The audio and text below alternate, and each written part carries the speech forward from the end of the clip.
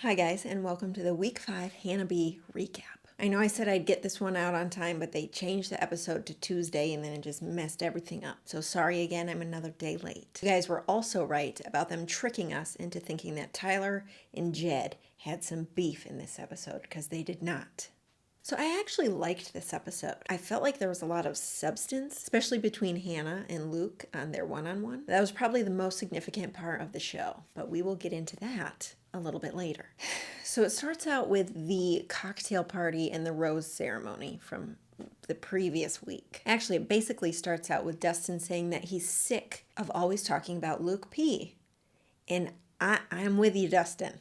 Me too. But the craziest part of this whole thing is the fact that she gets rid of John Paul Jones. I will never get to say his name again. He was our only real comedic relief. It's like my favorite part of the show, and why? Now I just have to hope that he makes it to paradise. Also, during that, Luke S. leaves, like before the rose ceremony even happens, and Chris Harrison takes a rose away. That doesn't usually happen. So Hannah must have just really known. But does that mean she was going to keep him? I don't know. But anyway, they definitely left out some significant parts of the conversation between Hannah and Luke S. because we know that he leaves. We know that he warns her about Luke P, but we never find out if Hannah said, like, I think you should leave, or if he says, I'm going to just, excuse myself. But I do think that he at least kind of knew that it wasn't going to happen, or at least that his chances with Hannah were pretty slim at that point compared to everybody else. And during that conversation, I also realized that he not only looks like Nick Viall, but also kind of looks like Sid from Toy Story. And as I was thinking that, Toy Story 4 commercial came on after, but that's kind of irrelevant.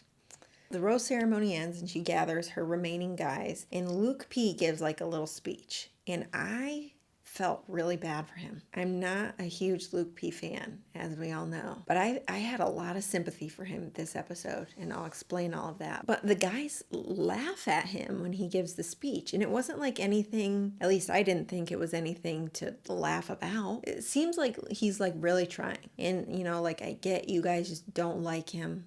That's obvious. But at that point, you're just being disrespectful. It's rude, like he's coming out and giving a little spiel. Just like nod. You don't have to laugh at him. I don't know. I didn't like that. Now, this episode is set in Scotland. And I don't know if they've ever been to Scotland on this show before. I can't remember. But this might be my favorite place that they've ever been. There's a helicopter. Do you hear that?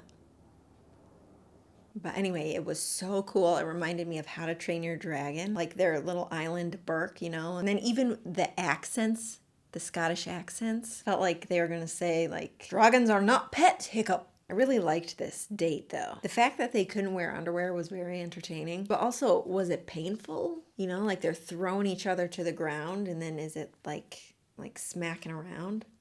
Speaking of, what they were doing to each other was exactly the same thing that Luke P did to Luke S. Just picking each other up and throwing them on the ground. Just want to throw that out there. Oh, but this is a group date. I skipped over her date with Mike. So, okay, Hannah and Mike. My favorite part of this date was the Black Death sour candies. It's crazy to me that you can only have 2 in one day. Like, is it really that intense? Also makes me want to give it to my niece and nephew and do another sour challenge and not tell them what it is. But their sour faces were hilarious, along with the faces they made when they ate the haggis. I, too, love the smell of books.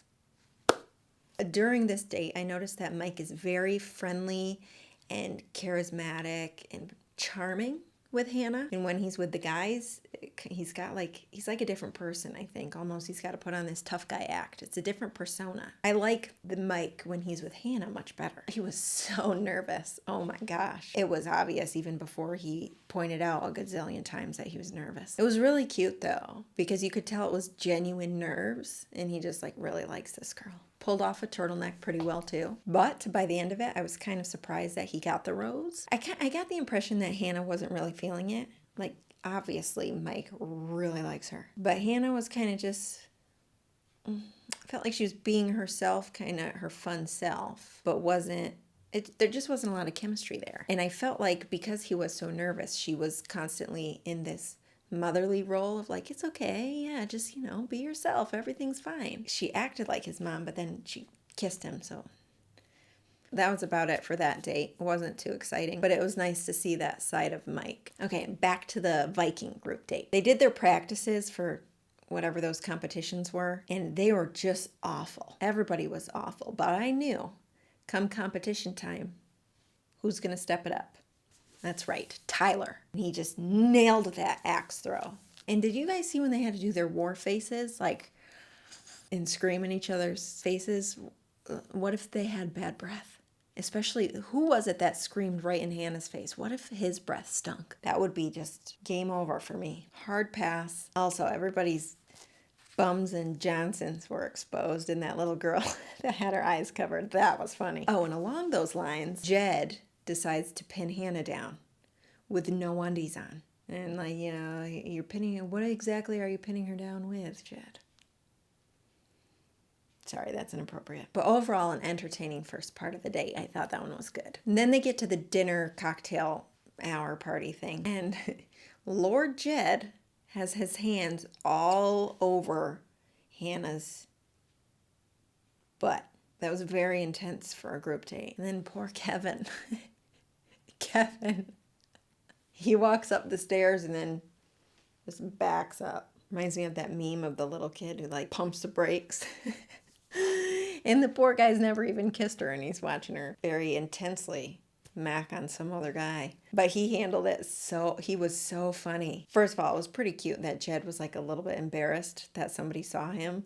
But then Kevin makes a comment that he like couldn't look away. And then Jed gets the rose in Kevin's face. Oh, goodness. I had a lot of laughs tonight. And then Peter throws Hannah on the pool table and whacks her head off the lamp. There was just so much awkwardness that happened. And my sister also made a good point. Like when she's going from make out to make out. And I mean, the guys must have an idea that that's happening, but can they like smell the guy's cologne on her? Does she have to like go refresh her mouth every time? I don't know. But I loved how Hannah was able to just recognize that the date was completely drama-free without Luke P there. Everybody was having a great time. Like there was no tension between the guys. Oh, my candle blew out. That's better. Everybody enjoyed themselves. She actually got to have some real conversations with the guys about life and love, and Tyler waxing her bum. I love him. It was a great night and just like a really feel-good date. Then comes Luke's one-on-one. The Lukeness monster. That needed to stop, but it didn't. Just went the whole episode. This whole entire date, I felt bad for Luke. And it all started with him just bringing up, being casual in conversation with the guys. Like, oh, hey, I heard you guys had to wear kilts last night. And everybody has to make it uncomfortable. Like, what's wrong with that? No, you don't like Luke, but he's...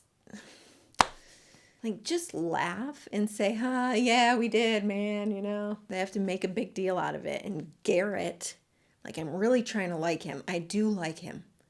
But he's a little bit of a drama starter. Like, gets himself involved, and it doesn't really need to be like that. Like, what do you say? Keep our names out of your mouth? Oh, I think Luke P really only talked bad about Lucas. How about you guys keep Luke P's name out of your mouths?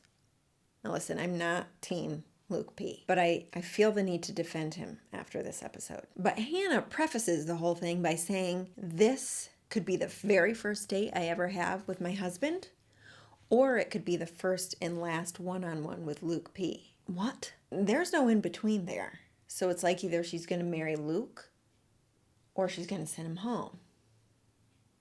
And like, is this Cassie Randolph all over again? Nobody else has a chance. But they get together and they talk on this wicked cool cliff. It was really cool. And the conversation was so monotonous. I couldn't figure out at all that whole time what she was expecting out of him, because she had a lot of expectations. I mean, she's basically saying it's just this one expectation, but I couldn't figure her out. And I think Luke was right by saying that his words, basically anything that he has to say, anything that comes out of his mouth, is going to be blown out of proportion. I think that's true. In the eyes of the other guys, I don't think Luke can do anything right. They are far past that point and just like glazed over, hate Luke. But Hannah kept getting frustrated with him that whole conversation. Like, give me more. I need more from you. Tell me how you feel. And he basically does. And then he even says, like, do you have any questions? You need a little bit more clarity about, why the guys don't like me in the house? And she says yes. So he starts addressing that. And Hannah reacts by saying, like, no, you keep telling me the same thing. Like, I want you to just talk to me about spaghetti. What? If I were Luke, I'd be confused as heck, because she originally wants him talking about this one thing, and then she wants to completely disregard it all and just have normal conversation. I don't know what she was expecting out of him, what he was supposed to say to her. But I think his feelings are valid in that he thinks he's kind of like walking on eggshells every time he has a conversation with her. She wants him to just let loose and completely let his guard down. But also, most of the conversations that they've had, Hannah's pulled him aside and like told him the things that he's doing that she doesn't like. So that's what their conversations have consisted of. If it were me, I would put walls up. I'd be afraid I was doing everything wrong. And then why do I always do that? And then all the guys in the house hate me. If I'm Luke, how will I feel safe enough to just completely be myself? But I liked that she openly admitted that he is the only one that she's making excuses for, because that's totally true. She's just smitten with him.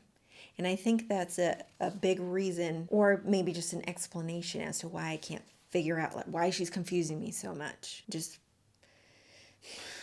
But overall, I think the conversation was really good. It was very raw. I loved how open she was and just like poured out her heart. I don't know. I think it was a solid conversation. And I think that they both made really valid points from their sides. But I had a lot of sympathy for Luke. Like, I felt like he was putting in effort, but just didn't know how and didn't know what she wanted. He is just getting ripped apart. And I'm not saying that the way that he has gone about things was right, but I understood and understand why he's tiptoeing. I don't know. I might be alone on this opinion. I just feel for him. Then the show ends with her saying that she can't give him the rose, and it's totally fake. He's gonna get it. I think it's gonna be like, Well, no, I can't give you this rose, but da. I think she's gonna tell him that she doesn't feel like she's gotten out of him what she needs to get out of him, but that she still needs to. So she's gonna keep giving it a shot. Like, she's just not ready to give up yet.